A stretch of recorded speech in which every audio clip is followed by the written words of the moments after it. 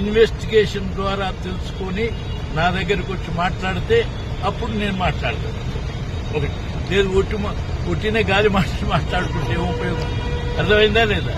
మీ investigation media ద్వారా మన పాత్రను గురించి మీరేం అర్థం చేసుకున్నారో వచ్చి నన్ను డిబేట్ చేసి, లేదు మీరు అర్థం చేసుకున్న దాన్ని విపులంగా ప్రజలకు చెప్పండి, అప్పుడు అది సరైన కొత్త ఇన్ఛార్జ్ గురించి ఏం చెప్తారు సార్? కొత్త ఇన్ఛార్జ్ సింప్లిసిటీ ఉన్నారు. కొత్త ఇన్ఛార్జ్ నటరాజన్ అయితే ఇది సహజం కదనయా. మీ గాంధీ భవన్ నుంచి ఇంకోళ్ళు మారుతారు, ఇంకోళ్ళు వస్తారు, ఇంకోళ్ళు మారుతారు, వస్తాయి. ఇది ఒక రొటీన్ కోర్స్, ప్రత్యేకత. సార్, యాక్టివ్ పాలిటిక్స్ లో ఇంకా ఎంతకాలం ఉంటారు మీరు? దాని గురించి ఏం చెప్తారు? యాక్టివ్ పాలిటిక్స్ లో లేని, ఓకే, యాక్టివ్ పాలిటిక్స్ లో లేని నేను ఏమైనా సరే ఇన్నాళ్ళు